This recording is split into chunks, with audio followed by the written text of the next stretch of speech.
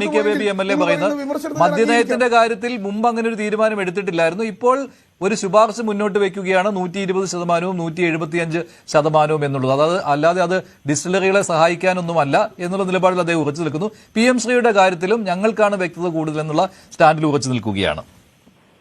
നോക്കൂ, ഇവിടെ ആൾക്കാരെ തെറ്റിദ്ധരിപ്പിക്കുന്നതിന് വേണ്ടി ഒരു വാദത്തിനെ വളച്ചൊടിച്ച് തന്റേതാക്കി അവതരിപ്പിക്കുന്നതിന് വേണ്ടിയിട്ടുള്ള ഒരു ക്ലാസിക് ശ്രമമാണ് ശ്രീ റോണി കെ ബേബിയുടെ ഭാഗത്തു നിന്നുണ്ടാകുന്നത്. ഞാൻ ആദ്യഘട്ടത്തിൽ പറഞ്ഞിരിക്കുന്നത് പോലെ അദ്ദേഹത്തിന്റെ പേഴ്സണൽ ഇന്റഗ്രിറ്റി, അദ്ദേഹത്തിൽ അവിടെയുള്ള കോൺസ്റ്റിറ്റ്യുവൻസ് അർപ്പിച്ചിരിക്കുന്ന വിശ്വാസം, അതിനെ പ്രൊട്ടക്ട് ചെയ്യേണ്ടതിന്റെ ഉത്തരവാദിത്വം അദ്ദേഹത്തിന് മാത്രമാണ്. അത് കോൺഗ്രസ് പാർട്ടിക്കല്ല. കോൺഗ്രസ് പാർട്ടി ജയിച്ചാലും പരാജയപ്പെട്ടാലും അടുത്ത ഒരു ടേമിലും താങ്കൾ ജയിക്കണം എന്ന് താല്പര്യമുള്ളത് കൊണ്ടാണ് ഞാനിത് പറയുന്നത്. താങ്കളുടെ പേഴ്സണൽ ഇന്റഗ്രിറ്റി ഇങ്ങനെ ഇല്ലാത്ത ഒരു കാര്യത്തിനെ ന്യായീകരിച്ച് കളയരുത്.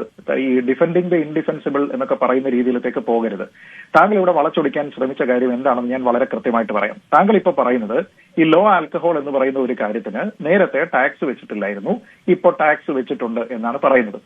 ശരിയാണ്. ഇത് ഈ ബജറ്റ് ഡോക്യുമെന്റ് അവതരിപ്പിച്ചതിന് ശേഷം പിന്നീട് നടത്തിയിരുന്ന വാർത്താ സമ്മേളനത്തിൽ മുഖ്യമന്ത്രി ശ്രീ VD സതീശൻ പറഞ്ഞ അതേ കാര്യം തന്നെയാണ്.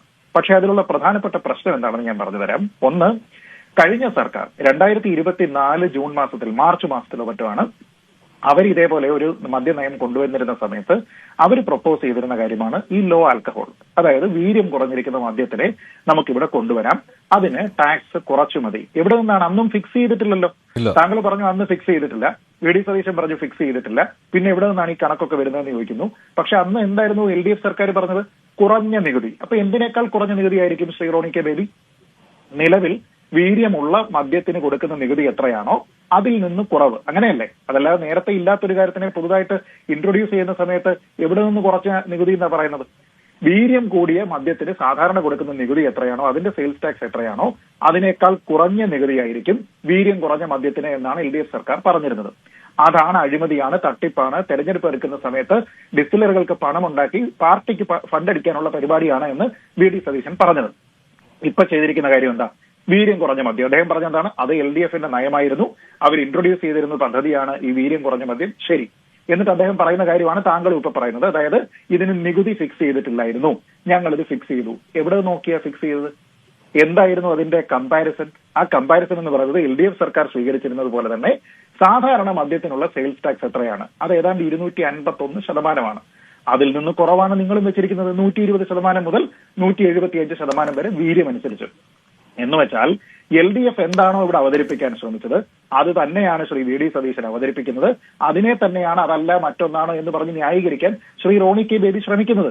ചുരുക്കി പറഞ്ഞാൽ ശ്രീ VD സതീശൻ ഇവിടെ അവതരിപ്പിച്ചിരിക്കുന്നത് പാൻസ് അല്ല, കാൽപാദം വരെയുള്ള നിക്കറാണ് എന്നാണ് താങ്കളോട് വന്നിരുന്ന് പറയുന്നത്. ഇത് രണ്ടും ഇഫക്റ്റീവ്ലി ഒന്നാണ്. ഇത് തന്നെയുമല്ല, ഈ മദ്യ നയവുമായി ബന്ധപ്പെട്ടിട്ടുള്ള ഏറ്റവും പ്രധാനപ്പെട്ട പ്രശ്നം ഒയാസിന്റെ പദ്ധതിയെപ്പറ്റി ഇവിടെ ശ്രീ മഞ്ജുഷ് പറഞ്ഞു, ഹരിദാസ് സാറും പറഞ്ഞു.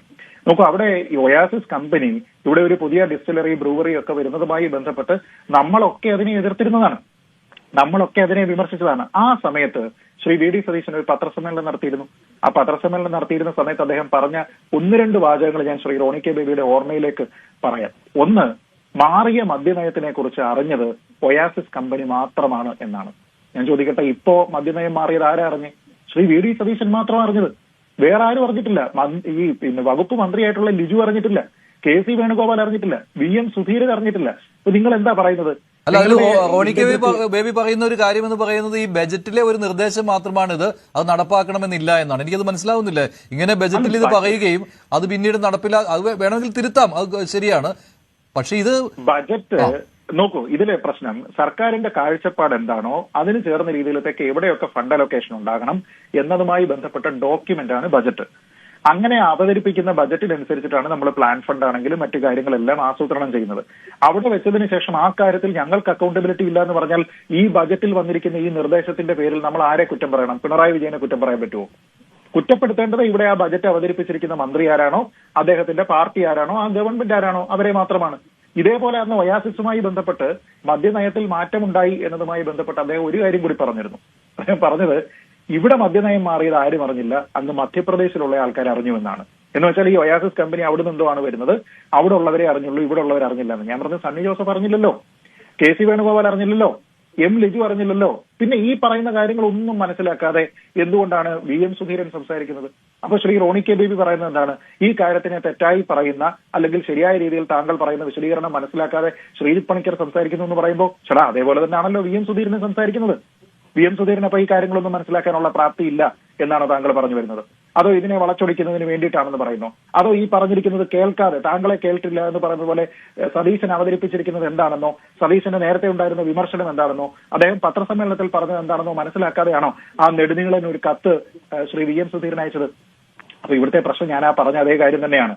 അതായത് എൽ ഡി എഫ് സർക്കാരിന്റെ കാലത്തുണ്ടായിരുന്നത് പാൻസ് ആയിരുന്നു, പക്ഷെ യു ഡി എഫ് സർക്കാരിന്റെ കാലത്തുള്ളത് കാലറ്റം വരെ എത്തുന്ന, പാദം വരെ എത്തുന്ന നീളമുള്ള നിക്കറാണ് എന്നാണ് നിങ്ങൾ ഈ പറഞ്ഞുകൊണ്ടിരിക്കുന്നത്. നമ്മൾ സാധാരണക്കാരെ സംബന്ധിച്ചിടത്തോളം അതും പാൻസാണ് ഇതും പാൻസാണ്, വ്യത്യാസമൊന്നുമില്ല. അതിനെ താങ്കൾ എങ്ങനെ ന്യായീകരിച്ചു കഴിഞ്ഞാലും അത് മാറുന്നില്ല.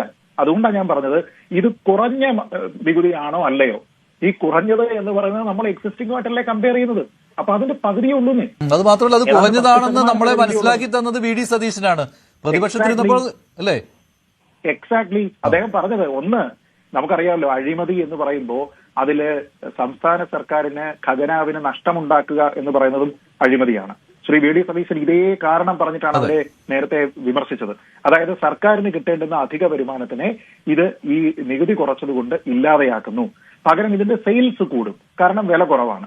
അങ്ങനെ സെയിൽസ് കൂടുന്ന സമയത്ത് നികുതി കുറവായതുകൊണ്ട് കൂടുതൽ ലാഭം ഡിസ്റ്റിലറികൾ ഉണ്ടാക്കും. അപ്പൊ സർക്കാരിന്റെ ഖജനാവിന് നഷ്ടമുണ്ടാക്കി ആ പണം സ്വകാര്യ വ്യക്തികൾക്ക്, അവരുടെ കമ്പനികൾക്ക്, ഡിസ്റ്റിലറികൾക്ക് കൊടുക്കുന്നു.